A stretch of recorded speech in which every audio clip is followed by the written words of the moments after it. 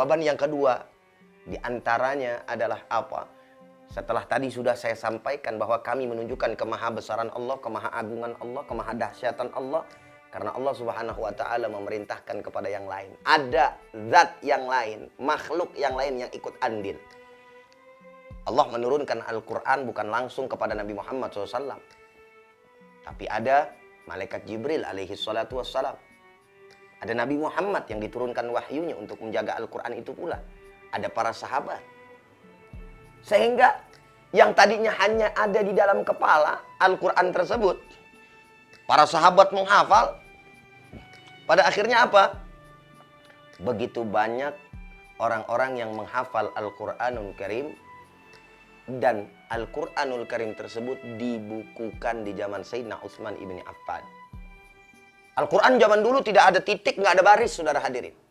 Yang membuat titik, yang membuat baris itu murid daripada Al-Imam Ali karramallahu wajhah yang bernama Imam Abul Aswad Ad-Duali. Beliaulah yang membuat titik. Titik di bawah namanya ba, titik di atas 2 namanya ta, titik di atas 3 namanya ta, dan seterusnya dan seterusnya. Belum ada. Itu cara Allah Subhanahu wa ta'ala dalam menjaga kemurnian Al-Quranul Karim. Satu pun daripada huruf, jangankan satu surat, jangankan satu ayat, satu huruf pun berbeda, maka pasti akan ketahuan, pasti akan terlihat, pasti akan terungkap orang-orang yang menginginkan daripada Al-Quran dirubah olehnya. Alhamdulillah wa syukrulillah. Segala puji hanya bagi Allah Subhanahu wa ta'ala dengan menjaga Al-Quran sebagai kitab suci tersebut. Sehingga ini menjadi penekanan buat kita agar jangan sampai hati kita jadi ragu. Jangan sampai hati kita terdapat pertanyaan-pertanyaan yang tidak-tidak. Walaupun memang kadang akal kita tidak mampu untuk mencerna secara langsung apa yang disampaikan di dalam Al-Quran. Bukan berarti kemudian tidak bisa mencerna, sulit untuk mencerna.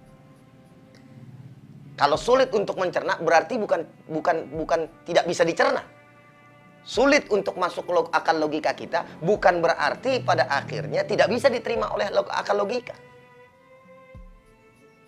Oleh karenanya sebagai hamba Allah Subhanahu wa ta'ala harus mendahulukan apa? Iman terlebih dahulu. Jangan ada keraguan di dalam hati kita, jangan. Setelah iman sudah kita tancapkan, kepercayaan dan keyakinan sudah kita kuatkan di dalam diri kita, akal akan ngikut, saudara hadirin para pemirsa yang sama dimuliakan oleh Allah Subhanahu wa ta'ala. Kok begitu Ustadz? Iya. Contoh misalkan para pemirsa. Dalam konteks pembahasan Isra dan Mi'raj.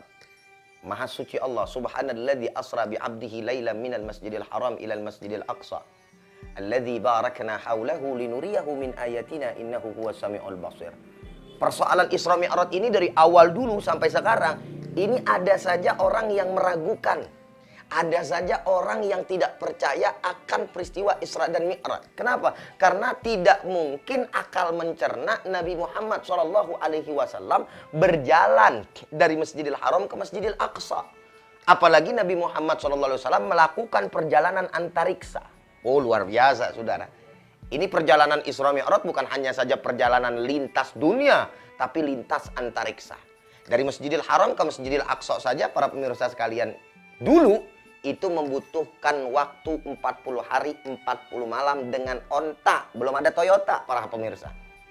Kalau sekarang sudah ada kendaraan-kendaraan, gitu ya. Sudah ada berbagai macam teknologi lah, katakan seperti itu. Tapi zaman dulu tidak ada.